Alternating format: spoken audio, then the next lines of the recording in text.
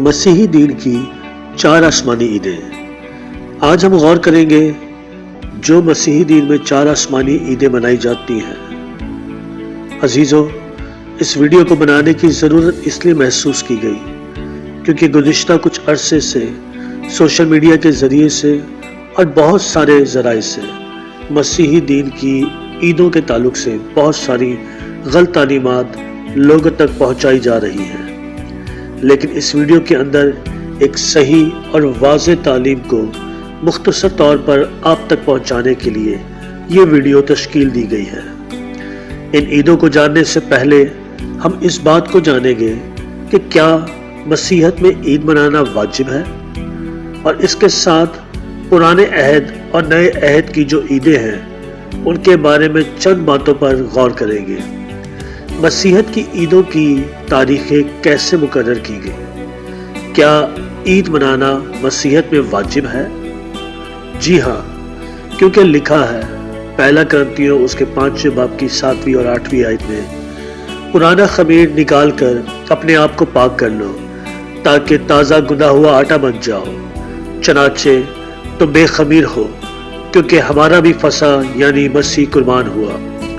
پس آؤ ہم عید کریں، نہ پرانے خمیر سے اور نہ بدی اور شرارت کے خمیر سے، بلکہ صاف دلی اور سچائی کی بے خمیر روٹی سے۔ عید، جو خوشی دین میں ایمان کے مطابق منائی جائے اسے عید کہتے ہیں۔ مسیحی دین کا آغاز نئے عہد کے ساتھ ہوتا ہے۔ عزیزو، اس سے پہلے کہ ہم مسیحی دین کی 4 عیدوں کو سمجھیں، پہلے ہمیں عہد کو جاننا ضروری ہے۔ کتاب مقدس جو کہ 2 عہدوں پر مشتمل ہے، ایک پرانا عہد اور ایک نیا عہد۔ مسیح یسوع نے جب کہا کہ یہ میرے خون میں نیا عہد ہے، تو جب اس نے نیا کہا تو پہلے کو پرانا ٹھہرایا۔ جو چیز پرانی اور مدت کی ہو جاتی ہے وہ مٹنے کے قریب ہوتی ہے۔ عبرانیوں 8ویں باب کی 13ویں آیت میں لکھا ہے۔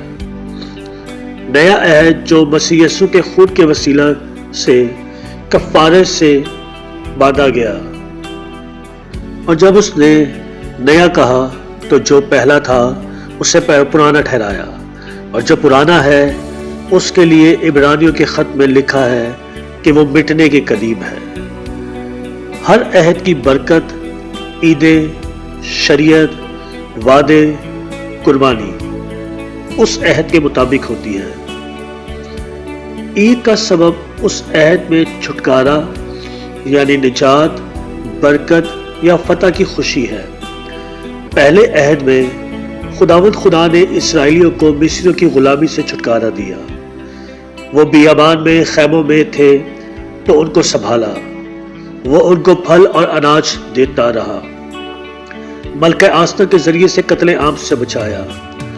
اس نے مکابیوں کے وسیلہ سے یونانیوں کو یروشلم سے نکال کر ہیکل کو پاک کیا۔ یہ سب پہلے عہد میں یہودیوں کے ساتھ ہوا، جن باتوں کے لیے عید منانا صرف پرانے عہد کے اسرائیلیوں کے لیے ہے، اور پرانے عہد میں عید منانے کے لیے یروشلم میں جانا لازمی تھا۔ یسایہ 33 باب اور اس کی 20ویں آیت، اور زکریا 14 باب 15 سے 21ویں آیت۔ ان حوالہ جات سے یہ بات واضح ہو جاتی ہے کہ پرانے عہد کے مطابق عید منانے کے لیے یروشلم میں جانا لازمی تھا، اور جو کوئی یروشلم میں عید منانے نہ جاتا وہ حکم توڑتا اور اس پر خدا کا عذاب نازل ہوتا۔ یسوع بھی عید منانے یروشلم جاتا تھا، جیسا کہ ان حوالہ جات میں درج ہے۔ یوحنا کی انجیل 2 باب اس کی 13ویں آیت، یوحنا کی انجیل اس کا 7واں باب 37ویں آیت۔ پہلا عہد جو باندھا گیا وہ خاکیوں سے یعنی زمینیوں سے باندھا گیا، کیونکہ لکھا ہے پہلا آدمی زمین سے یعنی خاکی تھا۔ جیسا وہ خاکی تھا ویسے ہی اور خاکی بھی ہے، اس لیے جو پرانا عہد باندھا گیا اس کا تعلق زمین سے یعنی زمینیوں سے جو خاکی ہیں، اس لیے उनको जो बरकत दी गई, जो वादे किए गए, उनका ताल्लुक भी ज़मीन से, और शरीयत यानी जो अहकाम दिए गए वो भी जिस्मानी, जिनका ताल्लुक ज़मीन से है, क्योंकि आदम ज़मीनी और उसकी सब चीज़ें ज़मीन से ताल्लुक रखती थी, और दूसरा आदमी आसमानी है। और लिखा है जैसा वो आसमानी है वैसे ही और आसमानी भी है। और इसलिए कि नया अहद जो बांधा गया वो आसमानियों से बांधा गया, तो उस अहद की बरकतें भी आसमानी और वादे भी आसमानी, और उस अहद की शरीयत भी मसीह की शरीयत यानी जिंदगी के रूह की शरीयत। और इसीलिए ये अहद आसमानियों के साथ बांधा गया, तो इसकी ईदों का ताल्लुक भी आसमान के साथ है। और पुराना अहद जो ज़मीनी है इसलिए वो तारीख मुकर्रर करता है, और नया अहद जो आसमानी है इसलिए उसमें तारीख नहीं बताई गई, और तारीख ज़मीन की गर्दिश के सबब से है, इसलिए नए अहद में तारीख नहीं दी गई, क्योंकि लिखा है याकूब पहला बाब उसकी 17वीं आयत में, हर अच्छी बख्शिश और हर कामिल इनाम ऊपर से है और नूरों के बाप की तरफ से मिलता है, जिसमें ना कोई तब्दीली हो सकती है और ना गर्दिश के सबब से उस पर साया पड़ता है। इसीलिए मसीहत में हम तारीख नहीं मनाते बल्कि यादगारी मनाते हैं, और वो भी बड़ी खुशी के साथ, इसीलिए कि मसीही दीन की चारों ईदें आसमानी हैं। ईद विलादतुल मसीह, ईद क़यामतुल मसीह, ईद सऊद और ईद पेंतीकोस्त। ईद विलादतुल मसीह जिसे क्रिसमस भी कहा जाता है, यानी यीशु मसीह की पैदाइश का दिन। ईद क़यामतुल मसीह जिसे रेज़रेक्शन डे भी कहते हैं, जिसमें यीशु मसीह तीसरे दिन मुर्दों में से जी उठा। ईद सऊद जिसे असेंशन ऑफ जीसस यानी यीशु मसीह का आसमान पर उठाया जाना। ईद पेंतीकोस्त जिसे फीस्ट ऑफ पेंतीकोस्त भी कहते हैं, जिसमें 120 की जमात पर रूह कुदस नाजिल हुआ।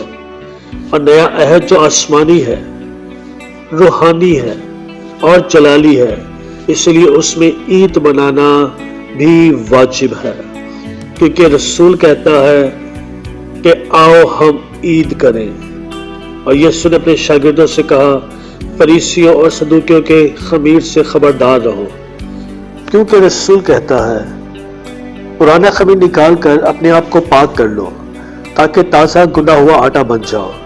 यहाँ पर रसूल ने खमीर कहा, उससे मुराद बदी और शरारत का खमीर है। और यीशु ने अपने शागिर्दों से कहा, फरीसियों और सदूकियों के खमीर से खबरदार रहो। तब उनको समझ में आया कि उसने रोटी के खमीर से नहीं बल्कि फरीसियों और सदूकियों की तालीम से खबरदार रहने को कहा था। और यीशु ने रोजे की तालीम देते हुए भी दो तमसीलों के साथ ये बात वाज़े की और कहा, कोरे कपड़े का पैवन पुरानी पोशाक में कोई नहीं लगाता, क्योंकि वो पैवन पोशाक में से कुछ खींच लेता है और वो ज्यादा फट जाती है। और नई मैं पुरानी मशकों में नहीं भरते, वरना मशकें फट जाती हैं और मैं बह जाती है और मशकें बर्बाद हो जाती हैं। लेकिन नई मैं नई मशकों में भरते हैं और वो दोनों बची रहती हैं। यीशु मसीह ने मशकों की तमसील देके ये बात सिखाई कि पुराने अहद की तालीम को नए अहद की तालीम के साथ जोड़ा नहीं जा सकता।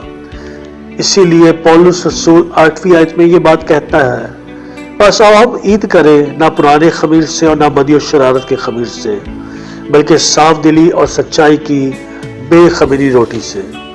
रसूल नए अहद में ईद मनाने के असूल सिखा रहा है, यानी पुराने अहद की तालीम के मुताबिक नहीं बल्कि नए अहद की तालीम के मुताबिक ईद मनानी है, जिनका ताल्लुक आसमान से है। अगर बात करें ईद विलादतुल मसीह की, तो इस ईद का ताल्लुक आसमान से है, इसलिए कि खुदा का बेटा जो खुदा है, जिसके लिए लिखा है कि इब्तिदा में कलाम था और कलाम खुदा के साथ था और कलाम खुदा था और कलाम मुजस्सम हुआ, और उसकी खुशखबरी जो शुरू हुई वो भी आसमान से शुरू हुई, और उसकी विलादत की खुशी का आगाज भी आसमान से हुआ। ईद क़यामत उल मसीह, और बकरों और बछड़ों का खून लेकर नहीं बल्कि अपना ही खून लेकर पाक मकाम में एक ही बार दाखिल हो गया और अब्दी खलासी कराई। इब्रानियों उसके 9वें बाब की 12वीं आयत में लिखा है कि बकरों और बछड़ों का खून लेकर नहीं बल्कि अपना खून लेकर पाक तरीन मकाम में दाखिल हो गया, यानी हकीकी खैमा में जो आदमियों के हाथ का बना नहीं बल्कि आलम बाला यानी आसमानों पर जो सब से बुलंद है, खुदा बाप के सामने हाजिर हुआ और अब्दी खलासी कराई।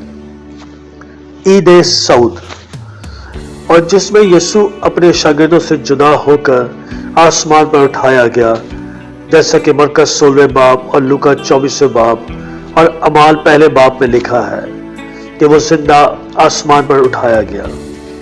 अब जो बातें हम कह रहे हैं उनमें से बड़ी बात यह है कि हमारा ऐसा सरदार काहिर है जो आसमानों पर किबरिया के तख्त की दाहिनी तरफ जा बैठा।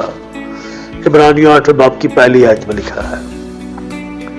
और आखिर में ईद पेंतीकोस्त, जैसा कि अमाल 2 बाब में नजर आता है कि रूह कुदुस का आसमान से नाजिल होना, और जैसा कि यीशु मसीह ने कहा था कि मैं जाकर बाप से दरख्वास्त करूंगा तो वो तुम्हें दूसरा मददगार बख्शेगा, और वो आसमान पर गया और रूह कुदुस को आसमान से भेजा। हमें आलम बाला से कुव्वत का लिबास हासिल हुआ। अजीजों, जैसा कि आपने देखा, इन चारों ईदों का ताल्लुक आसमान के साथ है, यानी आलम बाला से है। इसलिए इन हवालत जात से ये वाज़ेह हो जाता है कि मसीही दीन की चारों ईदें आसमानी हैं। इस कलाम के वसीला से खुदा आप सबको बरकत दे और खुदा का रूह इन बातों का मुकाशफा आपको दे। आमीन।